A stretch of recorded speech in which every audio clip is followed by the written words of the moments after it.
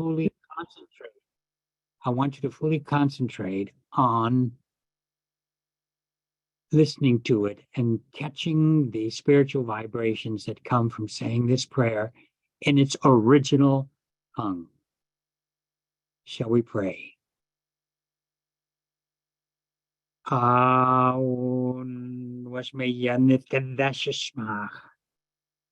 Tese malkuthach.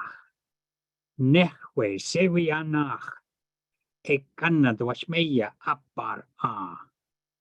Haulan lahma. Sunkanan yaumana. Washwoklan haubain ekanadap hanan. Shwakin lahayawain. La ta'lan nisiona. Ella basan min bisha. Mithol dilahi malkutha.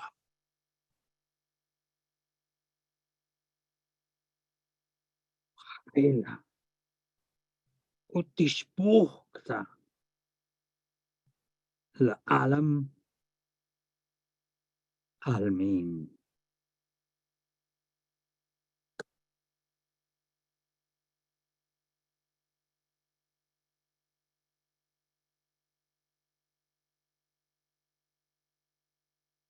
Tonight, I'm going to answer one of the questions that came in during one of the Wednesday evening sessions.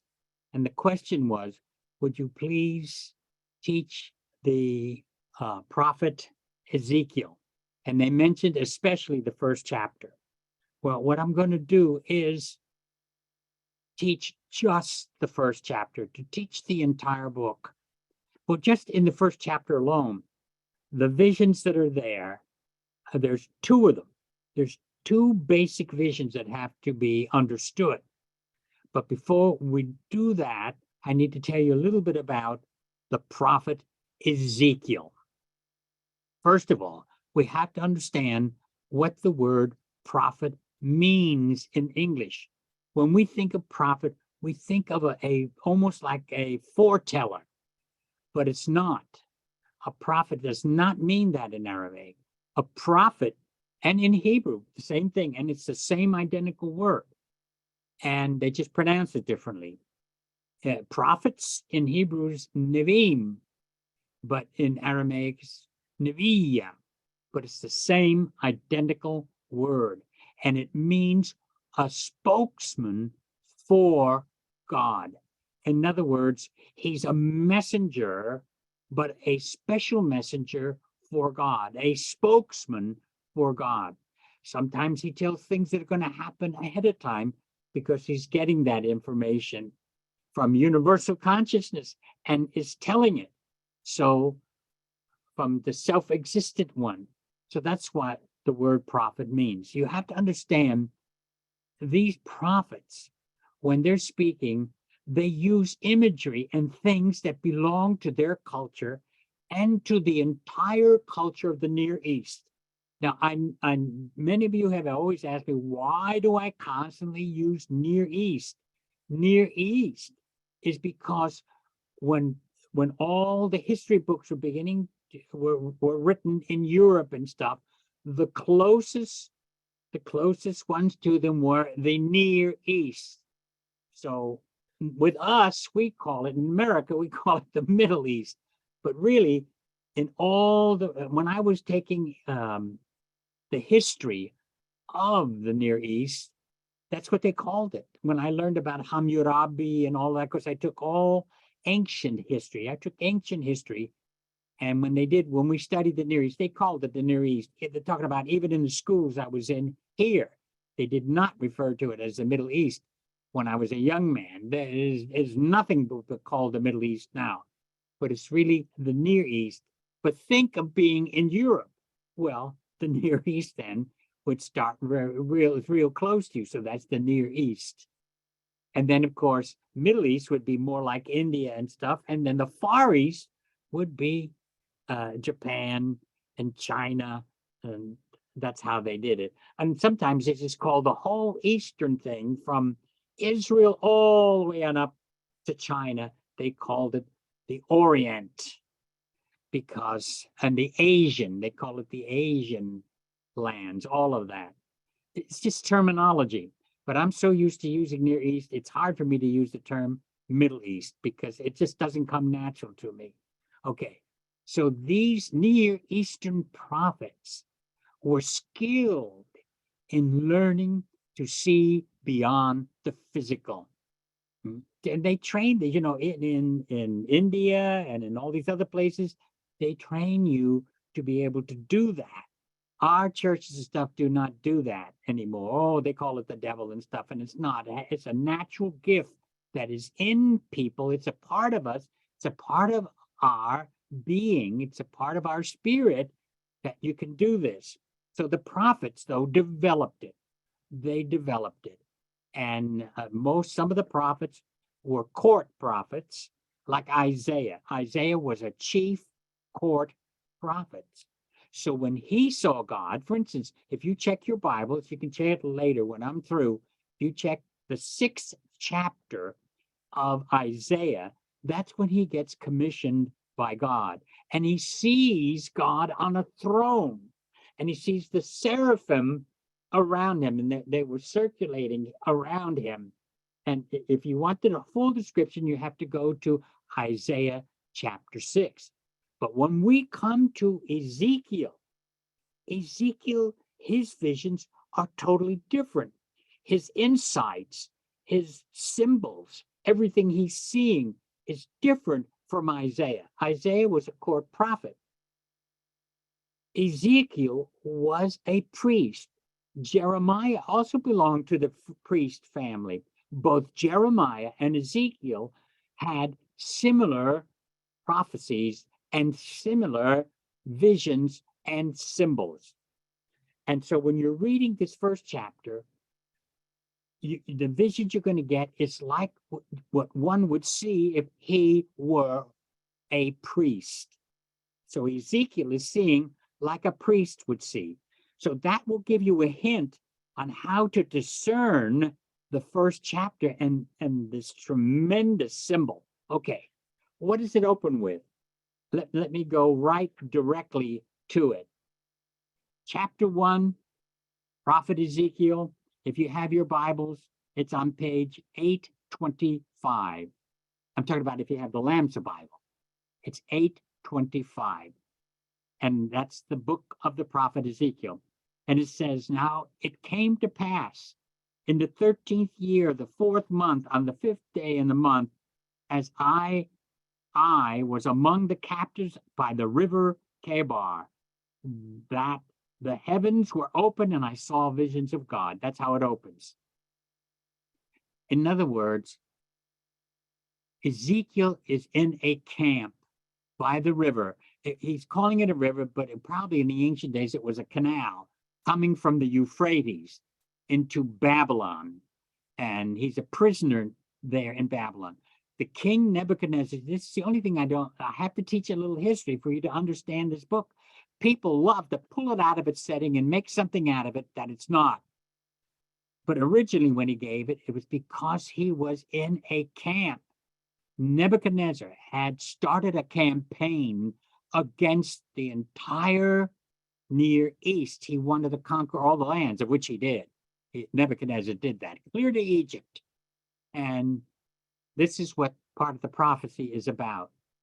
So it says, and on the 5th day of the month, in the 5th year of the captivity of Jehoiachin, king of Judah, because the first invasion took the king of Judah and brought him captive. And he also brought Daniel, and he also brought Ezekiel, some of the priests. He brought some of the priests, but he did not destroy anything enough in Jerusalem. And the reason for that was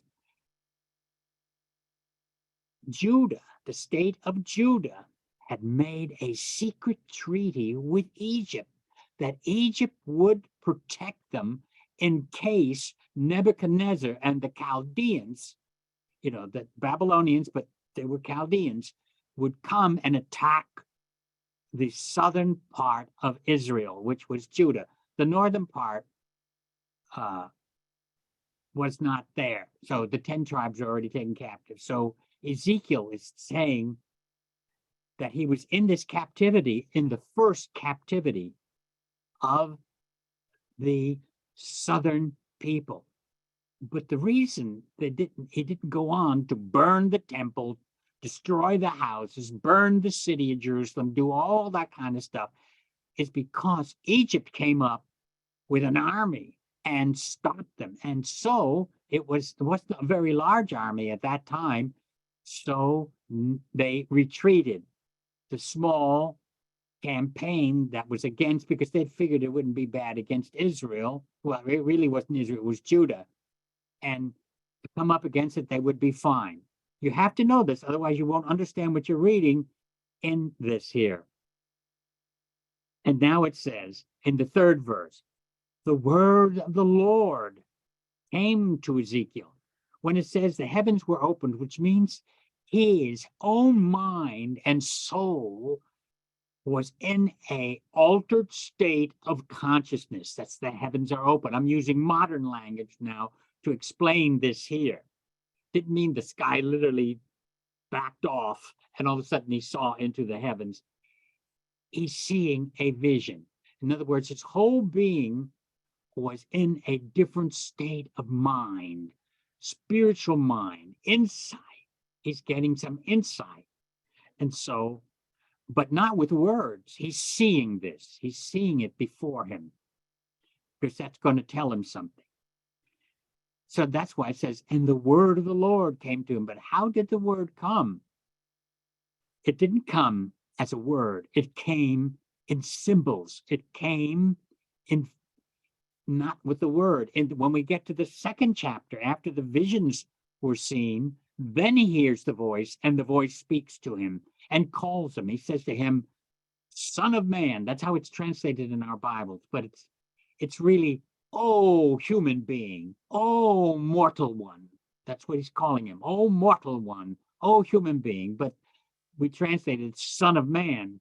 And in Hebrew, it's called Ben Adam. Ben is son, Adam, son of Adam. And in Aramaic, it's Bar Nasha. Bar is son, but it's in a certain state of the noun. It's different. The real name for the word son in Aramaic is Bra. But when we make it bar, it means son of. That's when we say bar, son of. Bar Nasha means son of man, but that's literal translation. It means, oh, mortal, oh, human being. So when Jesus always referred to himself as the Son of Man, he uses bre the nasha. He uses a different form of the word son. Instead of bra, he uses bre because it's going to say, I am his son, man's son, a human being, a human being. That's when Jesus used it. Or I'm just mortal. I'm just mortal. It's a humbling way instead of always saying I. That's the difference. So, but in the Gospel of John, he didn't say, I, Jesus, am the bread of life. He just said, I am the bread of life, because he was referring to his spiritual nature and not to his physical nature, which was Jesus of Nazareth. And that's why in the Gospel of John, it refers to the 7 I ams. I am the bread of life. I am the light of the world. It was referring to the inner being and not to his humanity. But in the other Gospels, when he uses the term bre danasha, he's saying son of man, human being, mortal. And so it is with Ezekiel. But let's go on to this first chapter. This was where the mystery is, and people don't understand it. It's a symbol. It is not literal. Do not take this literally. So when you read it, realize that. And he was by this canal called Kebar, which they refers to as a river, and the hand of the Lord was there upon me, which means I was in a deep trance. I was seeing things. And I looked, and behold, a whirlwind. A whirlwind. In other words, a tornado. A tremendous, powerful energy and force. And the winds were in a vortex and coming straight to him. And remember, where is he? he is in a captivity camp in Babylon among the Chaldeans. And it says, and it was coming out of the north, because he's looking up and he sees it's coming out of the north. Because when Nebuchadnezzar launched his second campaign to take all of the Near East, not only come down, he's going to take Syria, he's going to take Israel, he's going to go down and cross over and take Egypt. This is the whirlwind that's coming down from the north. Instead of coming across this way, Chaldea, into the Israel and stuff, going to go up and come down, which Nebuchadnezzar did with a huge army.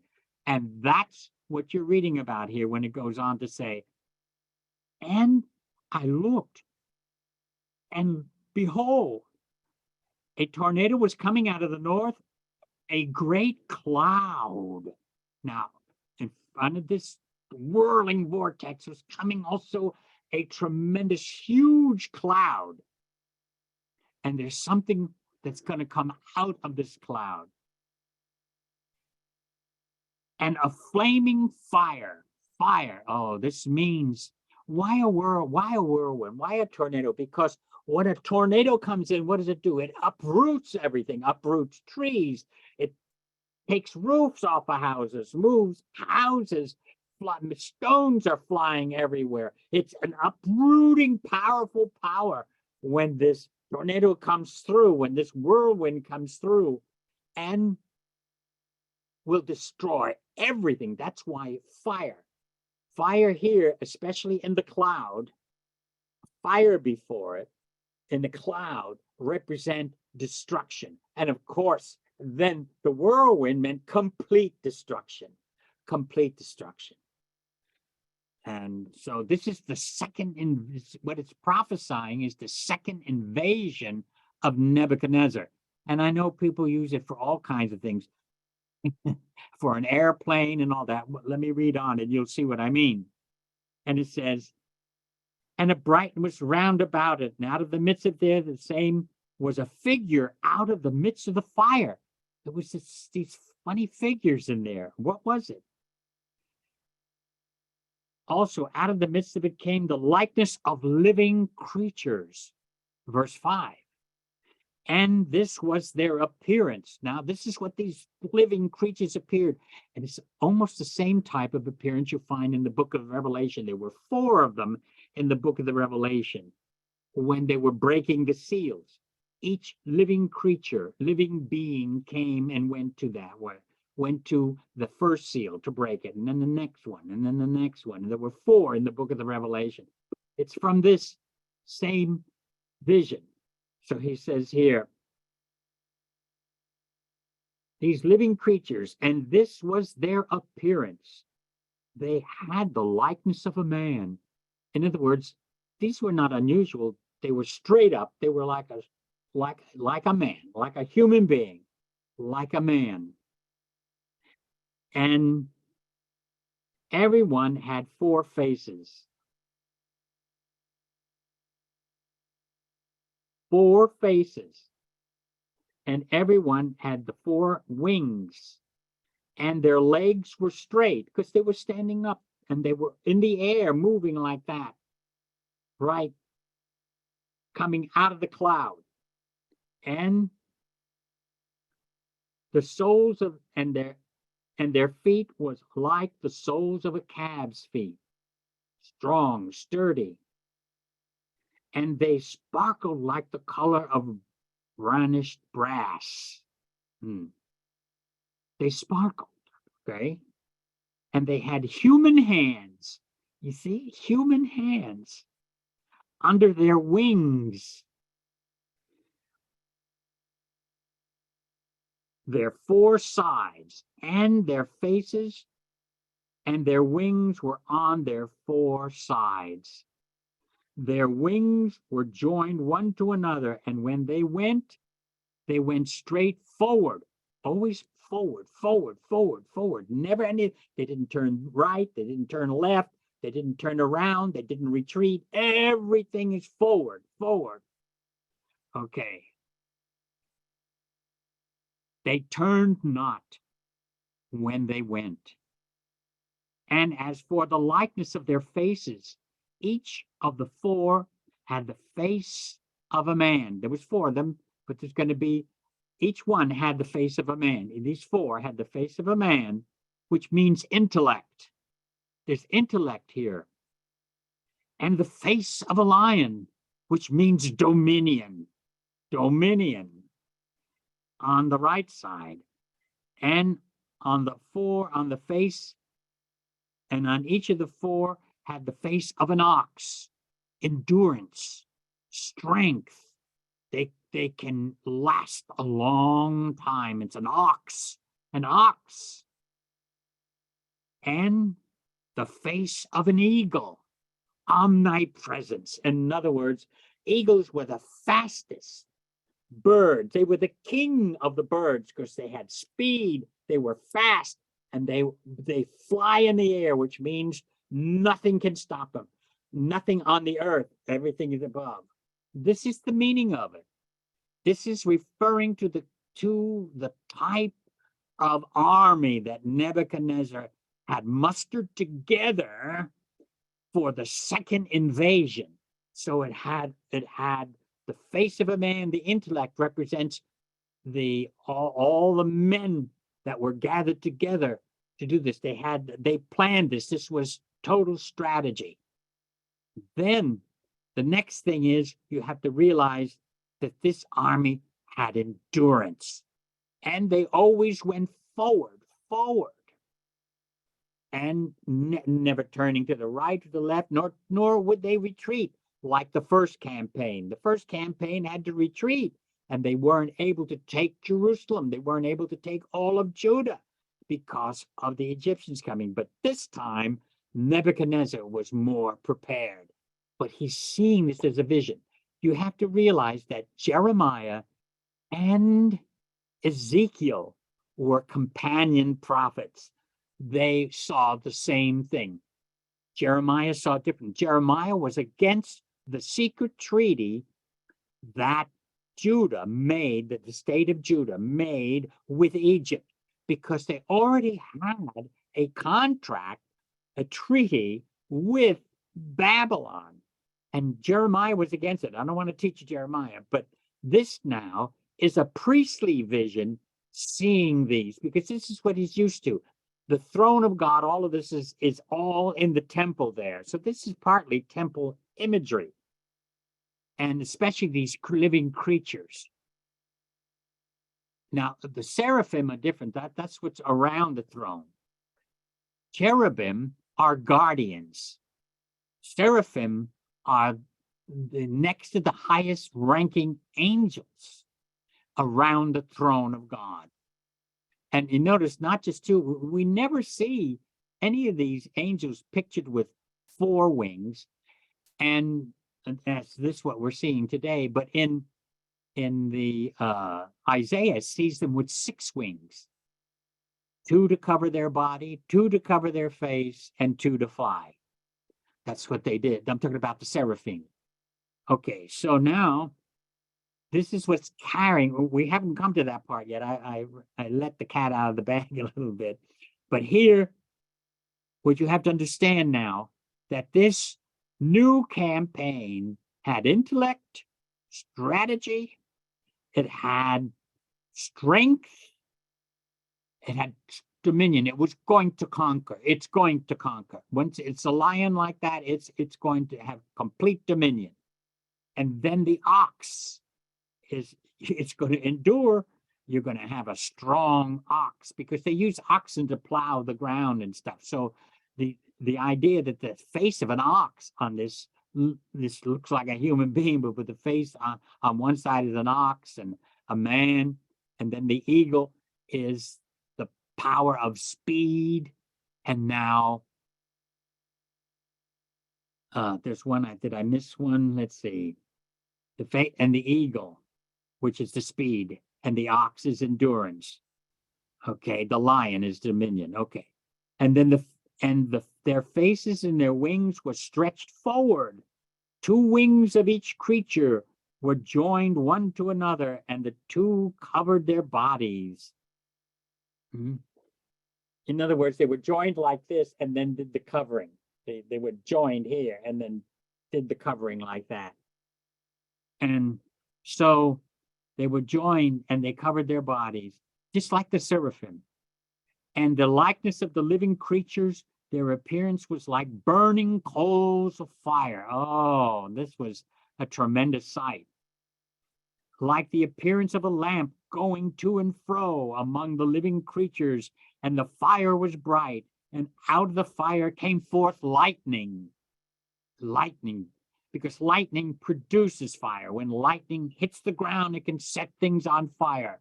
This is why it says lightning proceeded out of them, flashes of lightning. Now, and this, I'll tell you also what it is symbolic of. It's symbolic of a human being that once you enter an altered state of consciousness, you see all these lights and movements and shapes and discs and all these kinds of things. You can see all that. And when you, because you're in an altered state, your consciousness has been altered. That is, you're not into the physical, you're into something on another vibration and frequency. And you're picking up on these other frequencies that we normally don't see or are conscious of at all. Okay. And now it goes on, the living creatures, and the living creatures ran, but returned not. I told you, always forward. They're not going to retreat. And it says, and their appearance was like a flash of lightning. Now I beheld the living creatures, behold, wheels. In other words, when the creatures sat down, they needed the wheels to travel on the ground. This is what makes the move. What makes the move? What's give this whole thing movement? These wheels. Now the wheels are symbolic because it means movement on the ground. The wings are the guidance from above. The wheels are what you go along on the ground. Okay. And it says, the appearance of the wheels and their work was like the color of a beryl. And they four had one likeness, and the appearance and their work was, it were, a wheel within a wheel. It was wheel within a wheel within a wheel. Whoa, this is powerful symbolism. And I'll explain it to you in a minute, but I need one more thing to do it. It says, and when they went upon the four sides, and they turned not when they went. In other words, it still was straight on. And wherever the first one turned to go, the others went after it. In other words, that had to go with it, and turned not. No retreat. Once they're on the ground, you're in trouble. As for their rims, now the rims of these wheels, strange rims. I would hate to see this in a real painting, in a real picture. It says, and the rims, they were high, and they could see. The rims could see? For the rims were full of eyes. Can you imagine all the rims of the wheel? When eyes all over the wheel, eyes. Inside, strategists, men who were planning this operation. This is what we do. You know, in our armies today, we don't have what we call them the signal corps, we keep communications and all that going on. Okay. What you have to realize, what this army is, this is an army, a campaign army that's being described here, that's going to come upon Israel. You thought you were through. It's not only Israel, it's going to go clear on down from Syria through Israel to Judah. It's going to take all the northern land, all the southern land, and across, and then into Egypt, which they did. Nebuchadnezzar did that. Okay. And Jeremiah fled with some of the Jewish people down, and he knew it was dangerous for them, but he went with them into Egypt when Nebuchadnezzar began that second invasion. And that's when everyone was killed by Nebuchadnezzar's army. And we suppose that also Jeremiah was taken, but we don't know for sure. That's the story that is told on it. But here we go. But the eyes represent all your planners, all those who, how they lay the maps out, how they push things around and all of that. That's all done. That's what the rims are. That's so they can operate on the ground. That's why they're wheels, and they operate on the ground. And, with the wings and everything, you can't operate with wings on the ground. It's for air flight. So this wheels represented the strategists and all those who were planning this entire war, this entire taking the lands and all of that. It was very powerful. This was very powerful. But now, after it tells us all that, it says, whatsoever the Spirit was to go, which means the intelligence officers directing them. When it says the Spirit was to go, they went. Wherever the Spirit was to go, they went, which means the intelligence officers were directing them. And the wheels were lifted up with them going forth. And the lifted up, there's two parts to this. There is the cavalry, and then there is the infantry. They usually have the soldiers out front on horses. We don't have that anymore. They quit that in 1939 here in America with the U.S. Army. They only use now the horses for something else. We don't have it. We just have simply the troops, the infantry. And but here they had both. They were the ones on the horses, and then there were ones on foot, the foot soldiers, which was the infantry. And so out front was this other.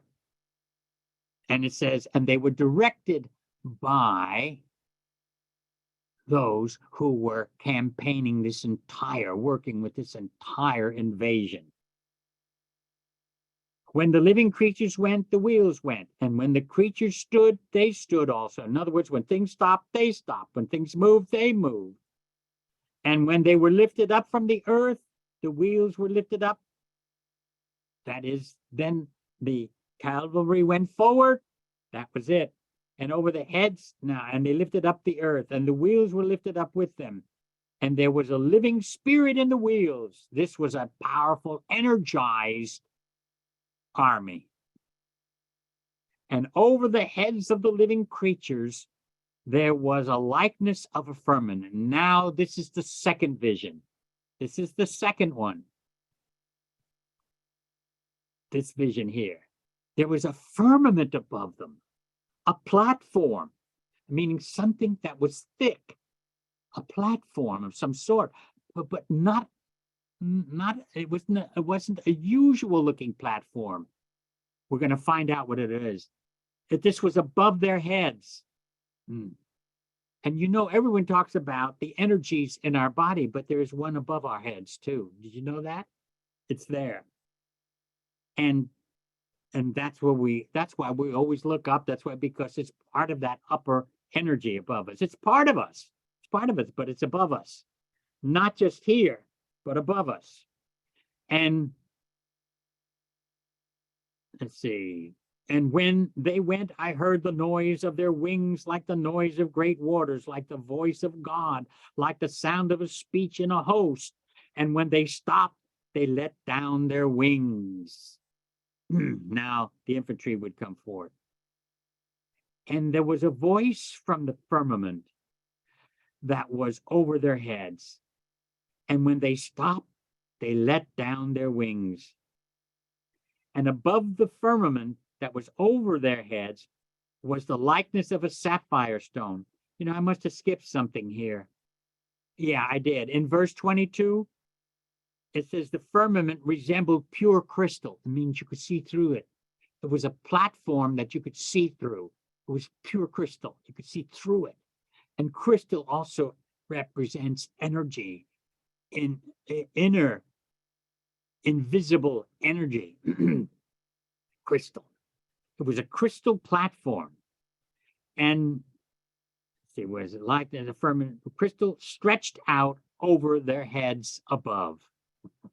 Beautiful. This is really beautiful, even though it's about the army, but it's also describing the inner energies that we have. That's something else. I'm giving you something else with this. Okay. And above, and I saw that it was the appearance upon this crystal firmament. It says it was like a sapphire stone in the likeness of a throne. The throne was like a sapphire stone, which is again representing symbol of wisdom. And it says, was the likeness of the appearance, and upon that throne was the likeness of the appearance of a man above it. And I saw, as it were, the appearance of God, and the appearance of fire, and round about from his loins. This fire was coming from his loins, which means creative forces and energy. But the fire was going up, and then the fire was going down. The fire was coming up through the belly, up through the chest, and up into the head, and the fire was going down the legs. The creative force. This is a tremendous, the energy and the vortex in the loins was moving with the fire going up and the fire going down. And you know, the rabbis don't like to read this in the synagogue and stuff. They don't like it.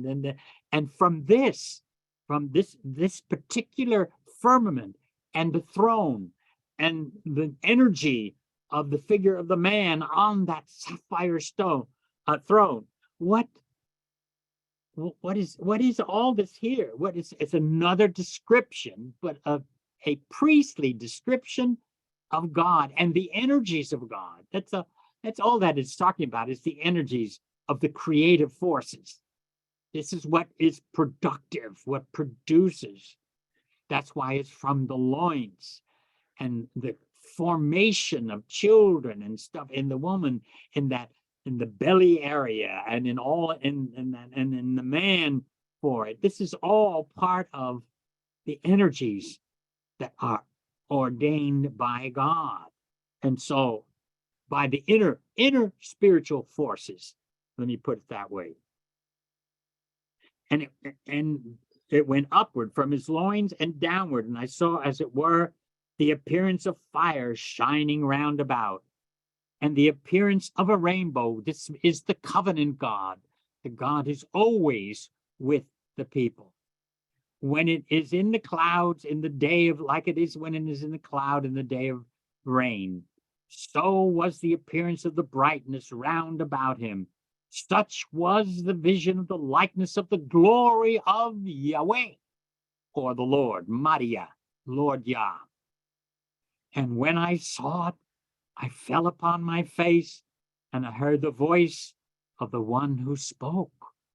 Now, the vision continues, but it goes on to something else. The question was, would I explain all that in the first chapter? I just did for you.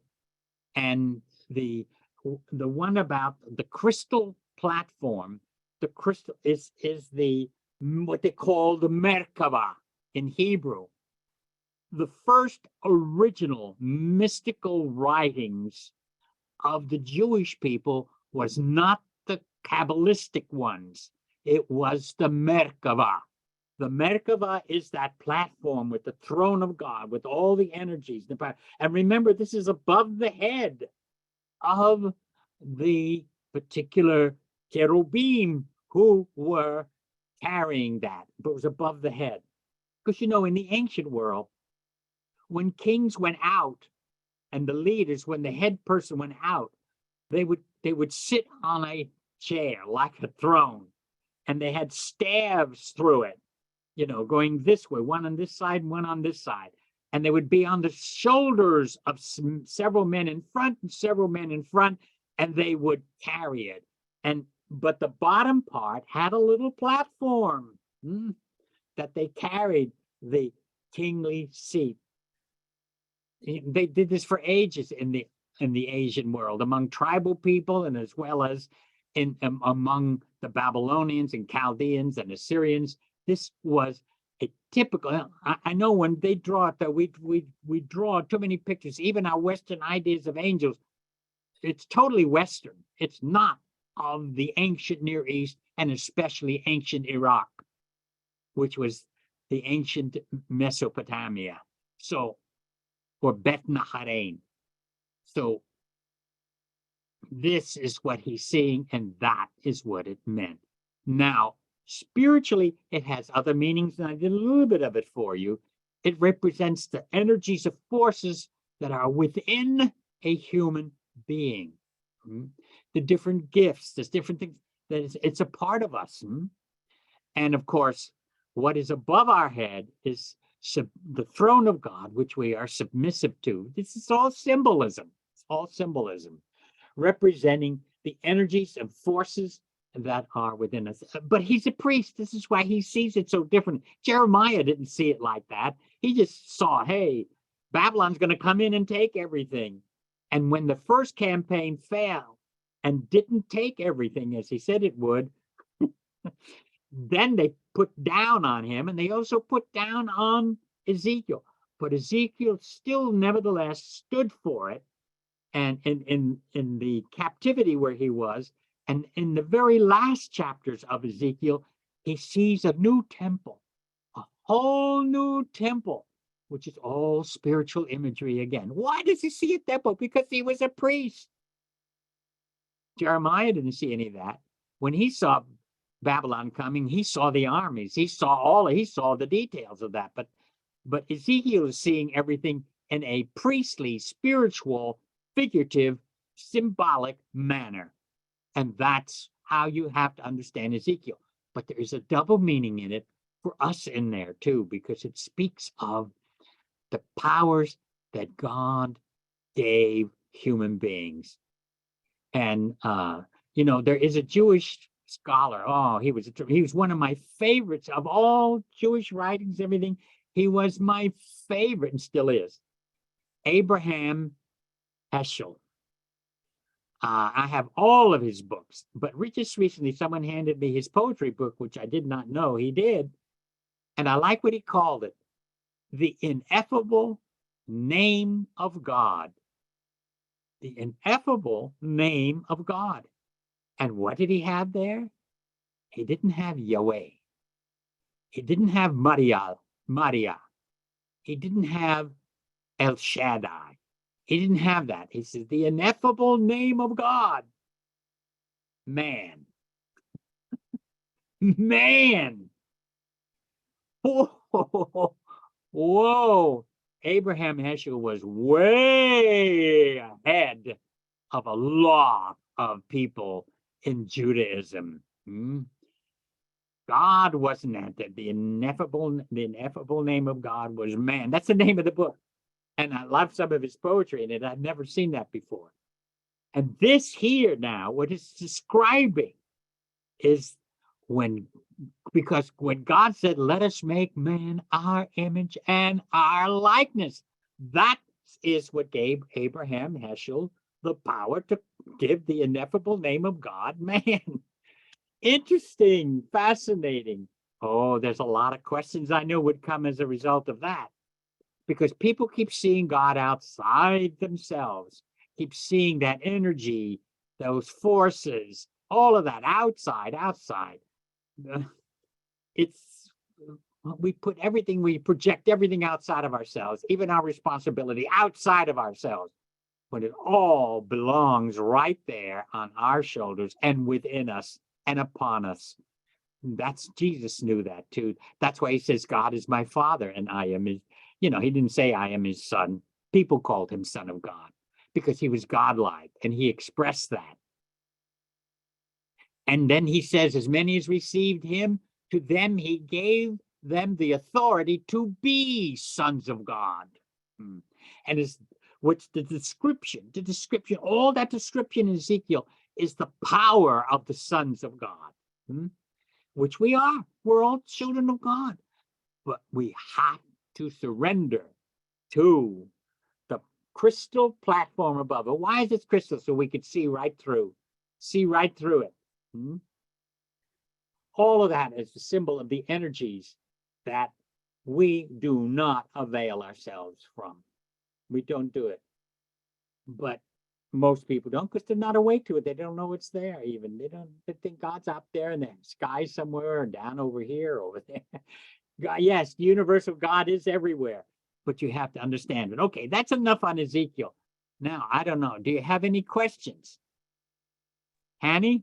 Rabbi, I have one. They're in the Q&A. All right. Please explain your definition of grace. All right.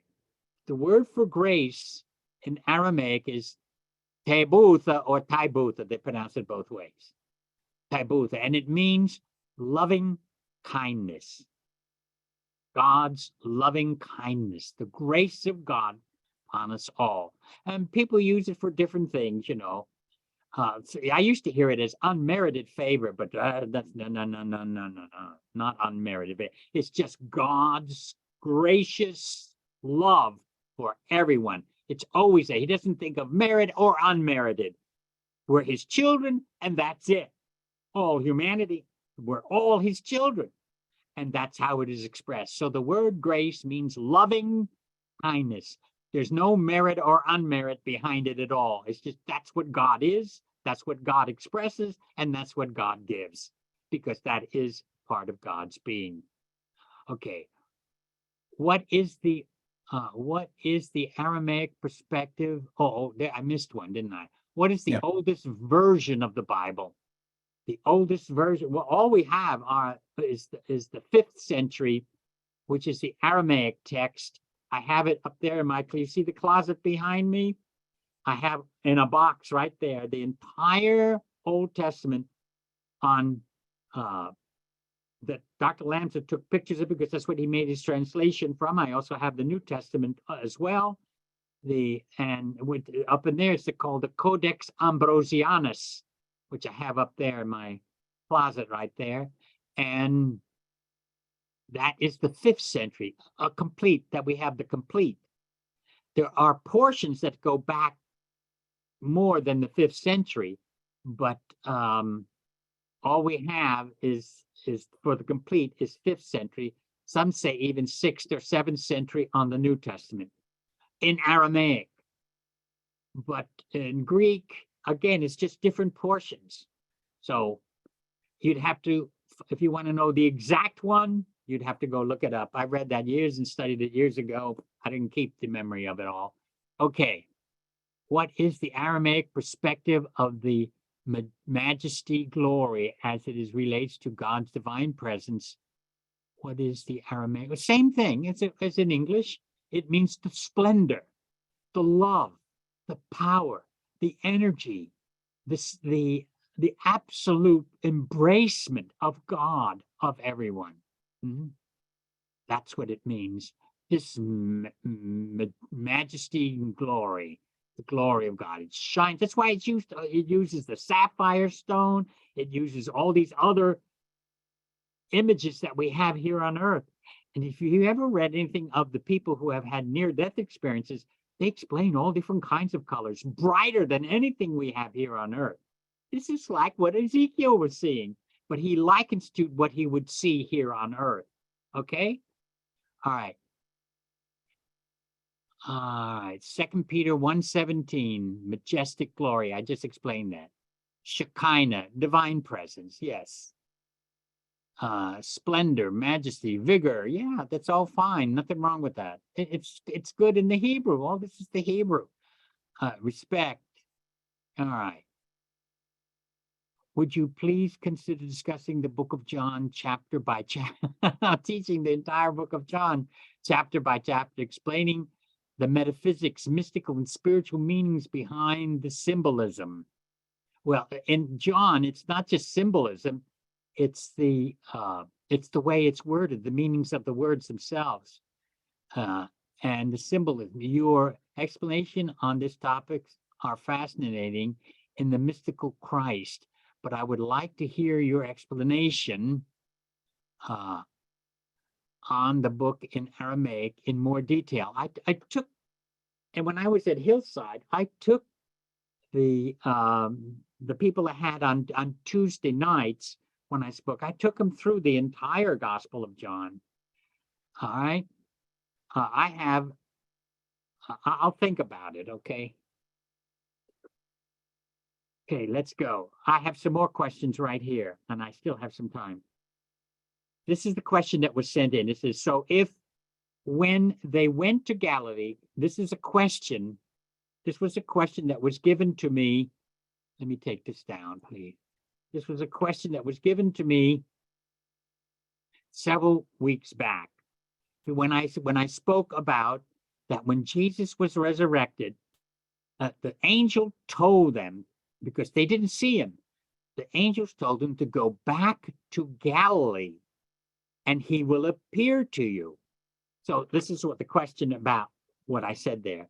So if when they went to Galilee, which they did do, to see the resurrected Jesus, and there was nothing for them to see with their physical eyes, how did they know there was anything to see at all?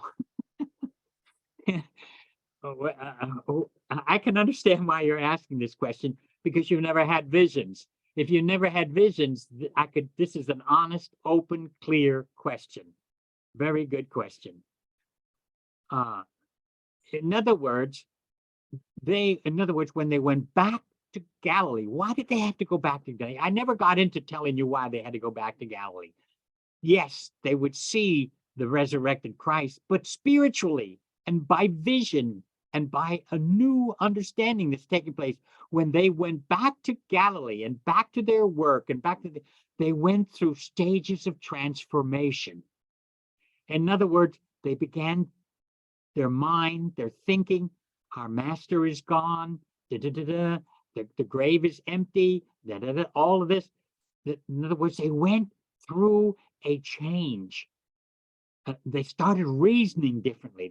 They started using different forms of logic. Spirit was working in them. And finally, they rose in consciousness.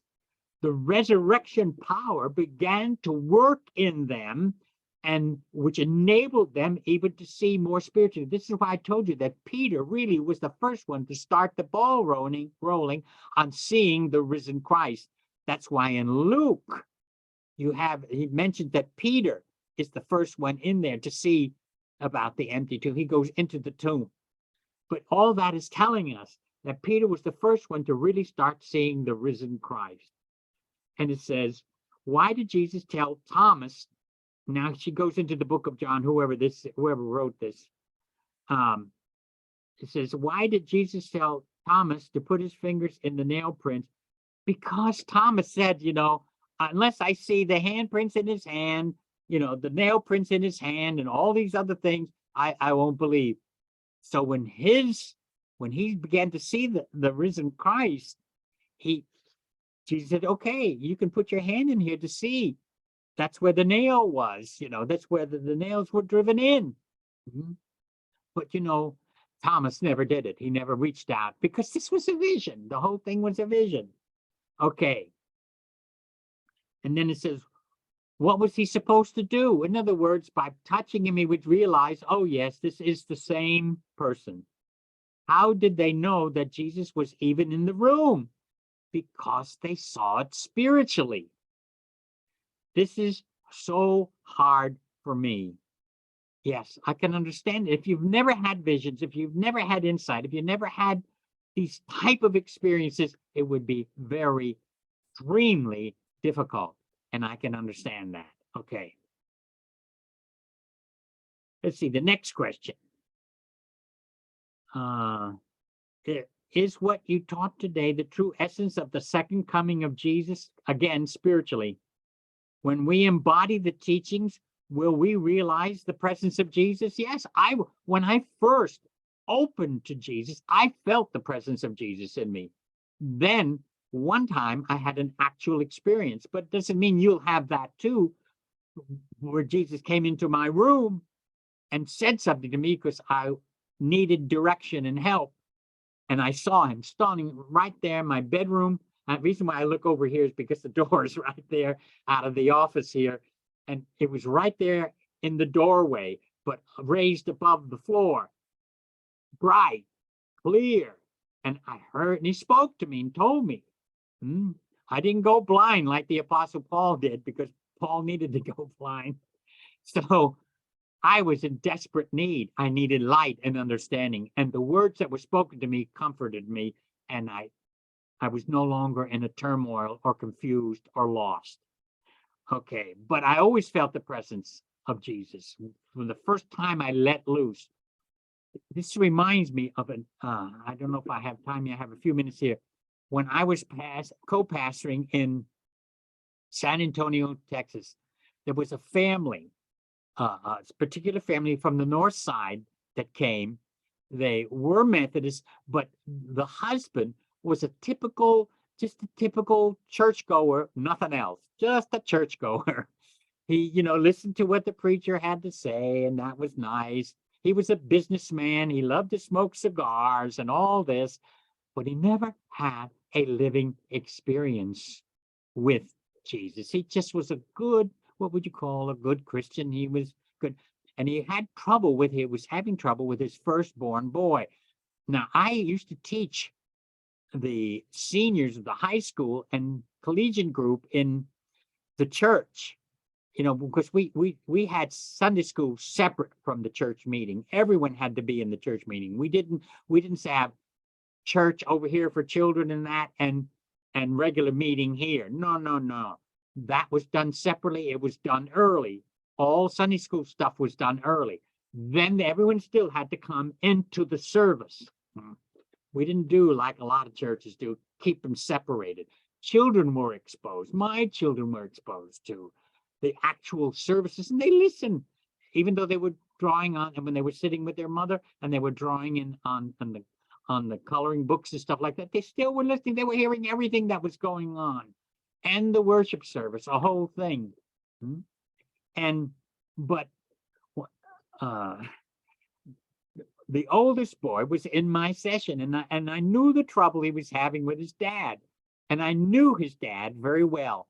So I went to him and I said, "You've got to stop pushing your son in the sports. He was a good sportsman too, excellent sportsman, but you're riding him too much. You're making him nervous, and he won't please you, and he's just beside himself." Well, what happened was this: the boy disappeared. And I told, and I don't want to tell his name. He's gone now anyway. He's no longer here, but still, I don't like to mention personal names. But I told him, "You've got to let up on your son. You've got to let up on it. You're pushing him too hard. He loves sports. He's going to do his best. Don't ride him. Don't ride him. It's making him very upset." And he left. And didn't leave. And no, nothing. He just left. And he loved that boy. He loved his firstborn boy, and was so proud of him and everything. But he pushed him too hard. And I'll never forget. And I told him, I almost said his name there. I said, "Get on your knees and pray." And because he was so moved in his heart, when he went home, he says, "I got on my knees and I prayed. And I felt something. And I thought I lost my son for good and that he would never come back. But I prayed, and peace came over me, and something happened to me on the inside." And I'll never forget, he was shocked. He was shocked. I said, "Oh, so you had an encounter with the Spirit. You knew a concept in your head, but now you had the encounter, didn't you?" And he said, "Yes, I did. I know my son's going to be all right." And then 2 days later, his son called up and everything was fine. Everything worked out. He knew everything would be okay. I said, "Now remember what I told you. Don't ride him anymore." And he said, "Yeah." He learned. And he learned it by the Spirit. He learned it by finally, because he was so desperate for his son, he was so desperate, his spiritual energies opened up and he was able to receive. That's why some people, who have been doing a lot of bad deeds, and all of a sudden they realize, I'm up to here in it. And all of a sudden they open up and they get impacted. And they said they had a born again experience, but it's not, they get impacted by the Spirit. So it is with this question here about the Spirit. And I see my time is gone. So I didn't get to 2 or 3 other questions that are here, but we did all of them for tonight. Well, I hope you like that on the story of Ezekiel and the background of it and the meaning of it and some of the inner metaphysical meanings of it. Okay?